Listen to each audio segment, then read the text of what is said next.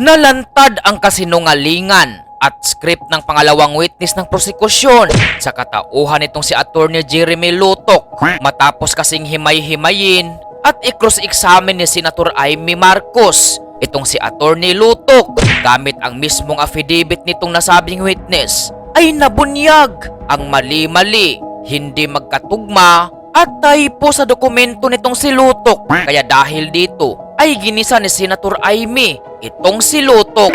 Sa number 30 at sa mga sumunod, yung mga tinutukoy doon, yung mga media na nandun sa Zoom conference. Hindi naman siya yung ABS na humawak ng camera noong October 18.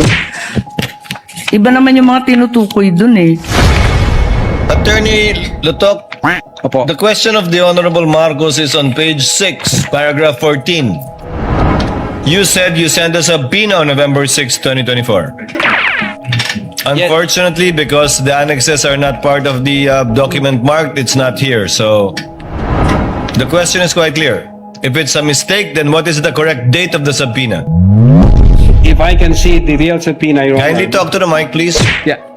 If I can see the real subpoena, Your Honor, because the subpoena was signed by our Assistant Director for Investigation Service. As I said, unfortunately, it was not attached to your affidavit, and I doubt if it's one of those marked or pre-marked Wala. by the counsel for prosecutors. As he said and admitted earlier, he did not or they did not mark all of the annexes in your affidavit. Yes, Your Honor. If I may check ko lang po, Your Honor, para sigurado ho.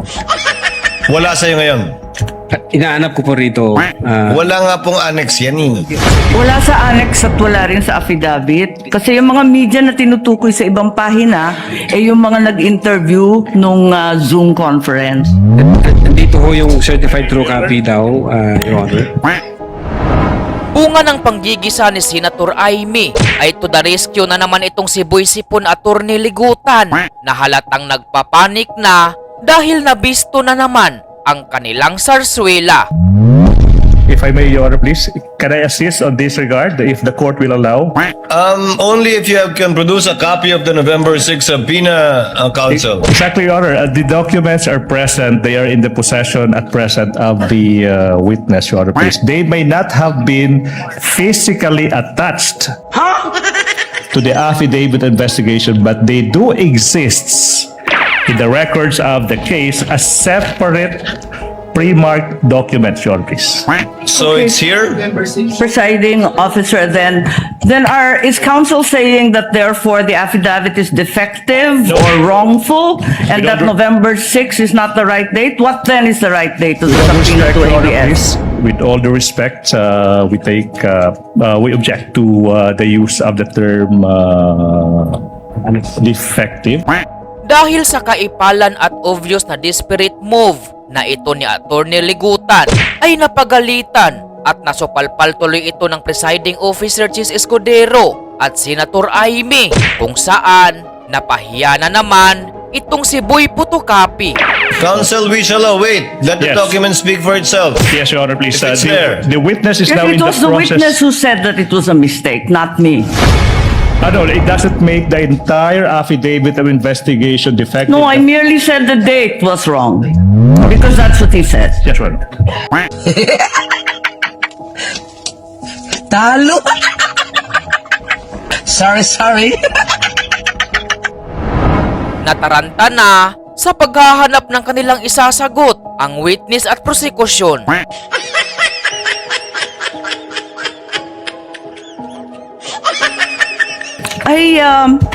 It's just been brought to my attention that in fact, presiding officer, 2 documents were issued on November 6.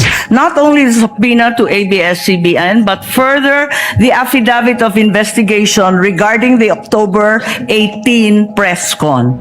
Can we please be clarified as to these 2 documents which don't seem to appear in the affidavit nor in the annexes provided? Let's first wait for the witness to answer the first question, Senator Judge Marcos. Nahuli sa mismong sariling bibig itong si Lutok matapos kasi ang naging sagot nito sa katanungan ni Senator Amy ay umamin ito na typo ang kanyang affidavit pati ang subpoena. Okay. Yes, If I- Attorney Lotok. If I may, Your Honor. Ito ho, ang subpoena, Duces Tycom, yung date ho ng appearance niya is December 11.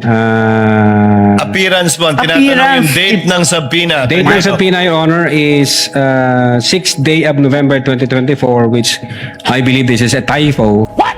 Kasi magkakasunod ho ito doon sa mga inisyuhan namin na media personalities.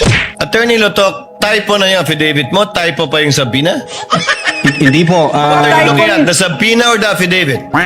Dalawa yan eh. What are you looking at, Attorney Lotok? Subpoena, Your Honor. So the subpoena is dated November 6. Okay. This- And the affidavit also is November 6. Dalawang typo carried over. Asan yung affidavit? Hindi ko pa nakita, ma'am, yung affidavit. Talaga, Charmy. Ano ba? Your Ikaw affidavit ang says pumirma November eh. 6. Pwede patingin ako ng affidavit. Yung affidavit of investigation mo na binigay, pati I-check yung ko po, amended, carried over din. Yung first draft na rineject ng DOJ, yung ikalawa, parehong November 6. Saan? Pirmado ninyo eh. Page 6, Counsel, paragraph 14 of his affidavit of investigation.